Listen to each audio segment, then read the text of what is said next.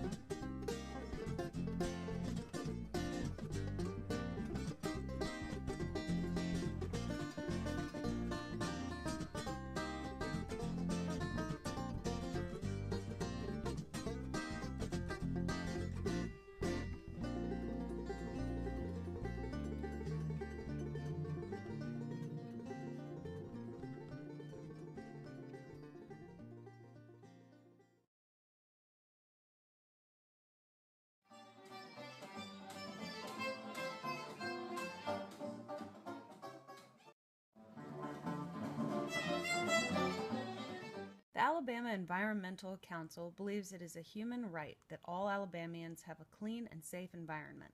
They focus on efforts towards sustainable living by reducing our impact on global warming, striving for better air quality, and expanding community recycling. By focusing on these three objectives, AEC fights for Alabama's wilds, waters, woods, communities, and people. The AEC is nationally recognized for their efforts, and the world is a better place because of their work.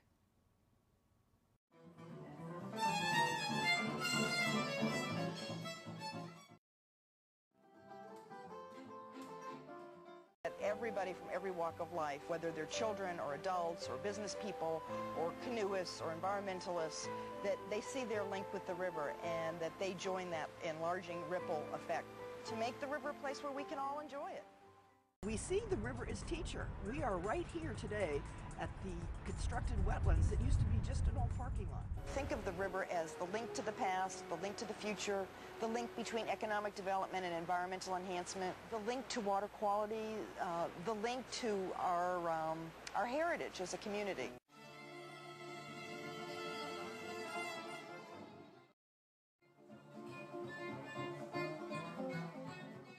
Rock Creek Outfitters are leaders for experiential education and outdoor conservation, conserving trails in our public lands, and supporting nonprofits. I'm Mark McKnight from Rock Creek. We are a local, independent, specialty outdoor retailer.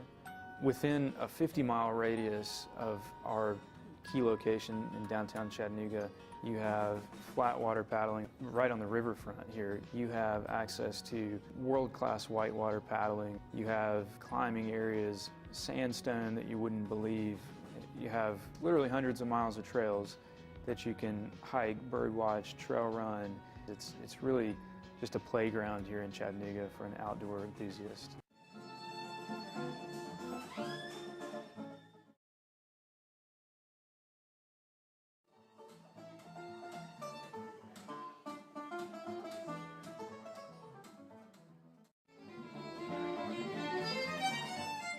has a passionate love for all of nature and particularly for birds.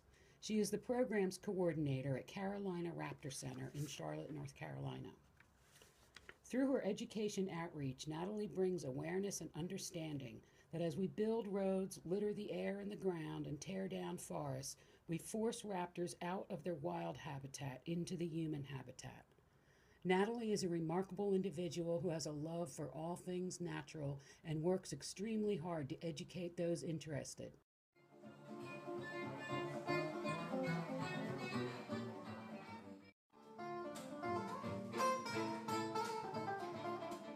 By having this intensive experience where you're in the field, you're really with your colleagues all day, every day for about 2 weeks, it's a really special kind of learning environment. You know, it's full immersion, real bonding goes on. You need to pass on that knowledge of how to study, how to recognize, how to identify, how to really better understand the integrated nature of Southern Appalachian ecology. We are the host to scientists that come and publish in the peer-reviewed scientific literature. There's also the educational side, the training of the new generation of scientists.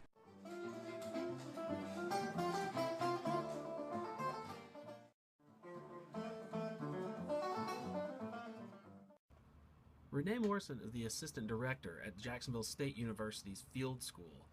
As one of Alabama's national storytellers, Renee has presented natural and cultural heritage stories in 12 states and in 4 countries outside the United States. It's a wonderful thing to see hundreds of people of every age and diverse knowledge, backgrounds out together learning about the environment and outdoor recreation.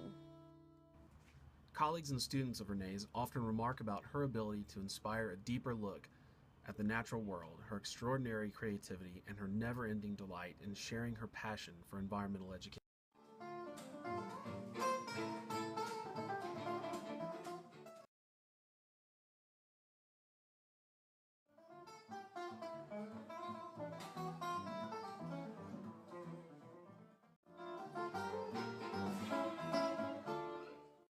Molly Paul is the founder and director of Raleigh Aquatic Turtle Adoption, a group that works on rehoming unwanted pet turtles that are often invasive species, education, and fundraising. Not only does she go into schools to educate students about these issues, but she also has a fundraising arm known as Molly's Turtle Soap, a brand that has raised over $10,000 since 2011. She's won an incredible amount of awards, and at such a young age, she is just an inspiration to everyone.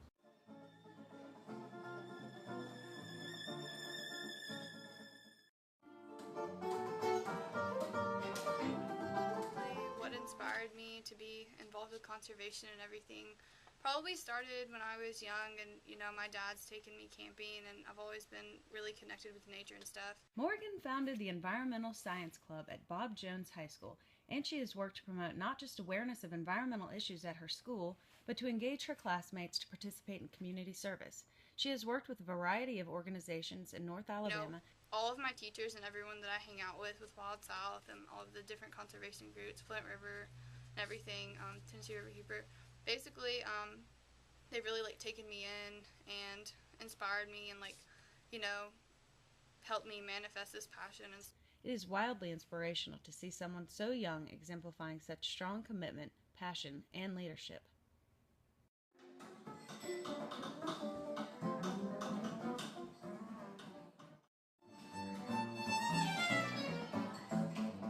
What were you doing when you were 15?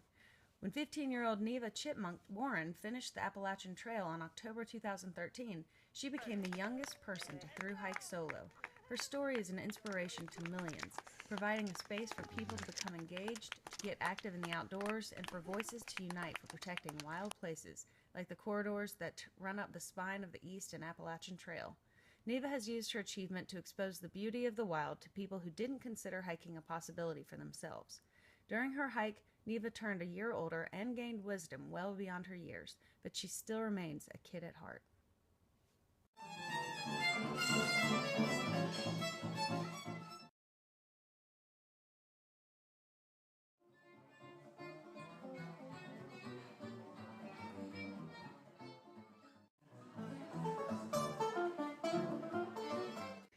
Catherine's mountain heritage has deep roots.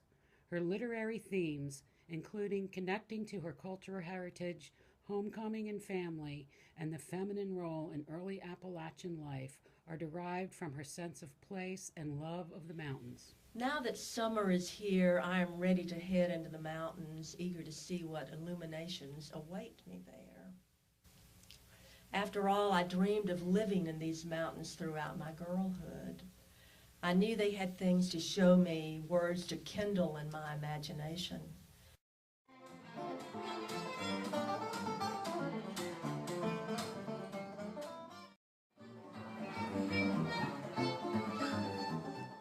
In 2009, Gala began working with Appalachian Voices and the National Committee for the New River, documenting the vanishing beauty of coal country and focusing his lens on the devastating effect mountaintop removal is having on our nation's water resources. And I was shocked at what I saw. It was just the impact of seeing how vast and how large this was. I began this project initially and documenting these old buildings, old mining towns, and eventually as I started to understand the whole process of mountaintop removal, I started to learn it was more about the water and the whole permitting process.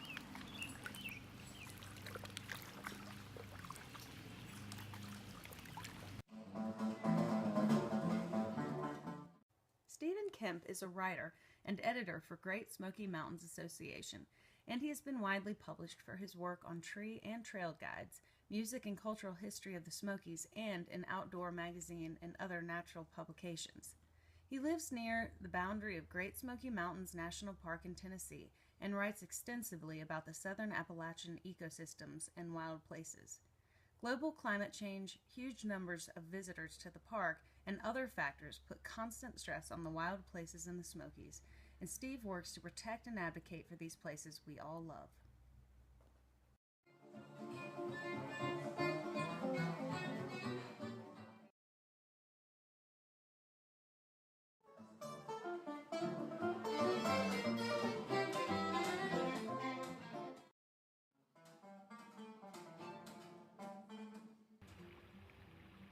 Wild things in nature, like a river, they can't speak for themselves.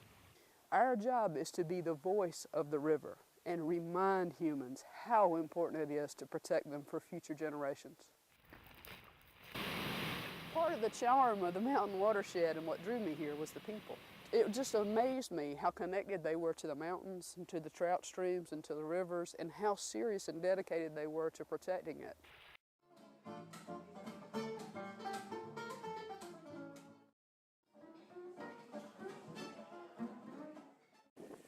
My expectation when I came to Cumberland 40 years ago was that I would see long-time abuse to the natural systems halt with government ownership.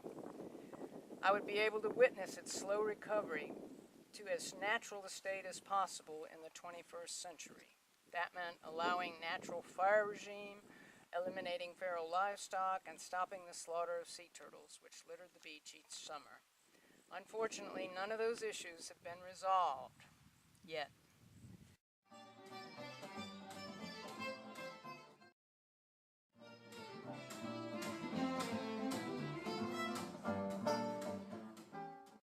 I've never met anyone that has had such incredible vision and been able to turn that vision into reality. It's such an honor and pleasure to work with her. Dana is a brilliant individual with big ideas who sees the big picture. And she's a wonderful leader and makes huge waves in the world of conservation. Dana Smith is just a firecracker of a conservationist. Really, she just exudes commitment to her mission. She's intelligent and she's relentless. And that's why she wins.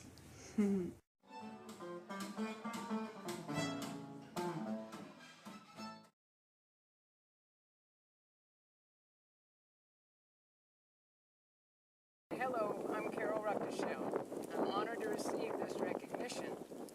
No one person does all the work on an issue or project, so I humbly accept this award on behalf of the many people who have struggled with me against the bureaucracy and the political nightmare of personal agendas to protect Cumberland Island. So there's much work still to be done.